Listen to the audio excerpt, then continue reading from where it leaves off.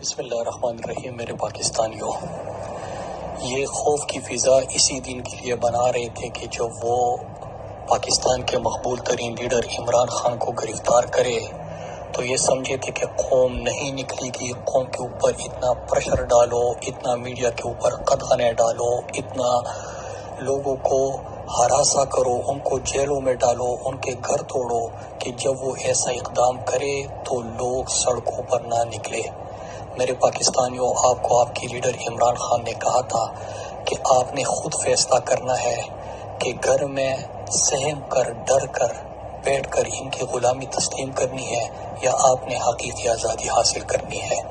میرے پاکستانیوں، جیسا کہ ہماری لیڈر نے ہمیں سکھایا ہے کہ آپ نے ہمیشہ پرامن رہنا ہے، آپ سب نے بڑی تعداد میں پورے پاکستان میں نکل کر ہاتھ میں پلے کارڈز اٹھا کے حقیقی آزادی کا اور عمران خان کی رہائی کا مطالبہ کرنا ہے۔ آپ نے پرامن رہنا ہے، کیونکہ ان کو بہانا چاہیے کہ کوئی ایسی سچویشن یہ کریٹ کرے جس طرح انہوں نے 9 مئی کو کیا تھا اور پھر کارکنوں کے اوپر، میڈیا کے اوپر اور تحریک انصاف کے اوپر اور عوام کے اوپر ظلم و ستم کے پہاڑ ڈھائے۔ میرے پاکستانیوں، فیصلہ آپ کو کرنا ہے کہ آپ نے غلام رہنا ہے یا آپ نے حقیقی آزادی حاصل کرنی ہے۔ جس نام پر ہم نے یہ مملکت خدا داد پاکستان حاصل کیا تھا کہ پاکستان کا مطلب کیا؟ لا الہ الا اللہ، اور لا الہ الا اللہ کا مطلب کہ اللہ کے سوا کسی کے سامنے نہیں جھکنا۔ میرے پاکستانیوں، پرامن انداز میں اپنے لیڈر کے لیے اور اپنے ملک کی حقیقی آزادی کے لیے باہر نکلو،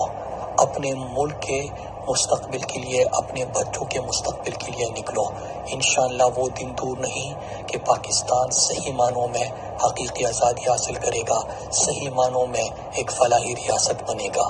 آپ نے دیکھا کہ رجیم چین آپریشن کے بعد کس طرح پاکستان کی معیشت کو برباد کیا، خوشحالی کو برباد کیا، آئین کو انہوں نے ردی کی ٹوکری میں ڈالا، قانون کا ستیہ ناش کیا، عدالتوں کے فیصلے کو نہیں مانتے، الیکشن سے یہ بھاگتے ہیں، عوام سے یہ بھاگتے ہیں۔ لیکن کب تک یہ عوام سے بھاگیں گے؟ آپ نے آئینی اور قانونی حق جو آپ نے یہ نہیں مانتے، لیکن ہم آئین اور قانون کو ماننے والے ہیں۔ آپ نے آئین اور قانون کے مطابق اپنا احتجاج ریکارڈ کرنا ہے، اور انشاءاللہ ہم جب متحد ہوں گے، اکٹھے ہوں گے، تو پاکستان کو کوئی بھی غلام نہیں رکھ سکتا۔ پاکستان اپنی حقیقی منزل کو انشاءاللہ پہنچے گا۔ میں اپنی ماؤں، بہنوں، بیٹوں سے، اپنے بزرگوں سے اپیل کرتا ہوں کہ آپ نے اپنے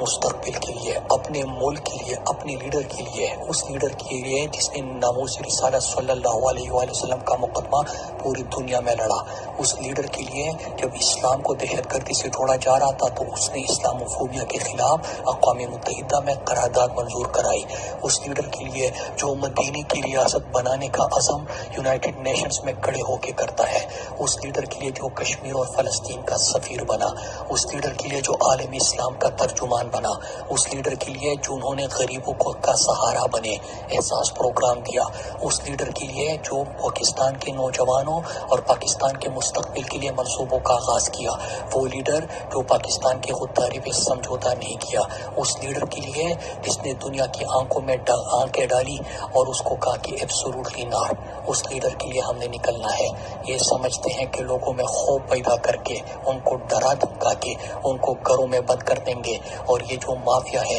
یہ پاکستان کے اوپر اس طرح حکومت کرتا رہے گا، اس طرح ظلم و ستم کرتا رہے گا۔ یہ نہیں ہو سکتا کہ ملک کے مفرور اور اشتہاری اور بگوڑا لندن میں بیٹھ کے منصوبی بنائے اور یہ تمام ادارے اس پر عمل درآمد شروع کرنے کے لیے پاکستان کے مقبول ترین لیڈر عمران خان کو، جو سچے ہیں، جو جانتدار ہے، جو امانتدار ہے، اس کو جیل میں ڈالے۔ آپ نے اس کے خلاف نکلنا ہے۔ عمران خان نے ساری زندگی پاکستان کا مقدمہ لڑا، پاکستان کے بہتر امیج دنیا تک پہنچایا اور اپنی زندگی پاکستان پہ نچھاور کی۔ آپ نے اب اپنے لیے نکلنا ہے، کیونکہ اگر یہ امید انہوں نے ختم کر دی تو پھر اس کے بعد اندھیرا ہی اندھیرا ہے۔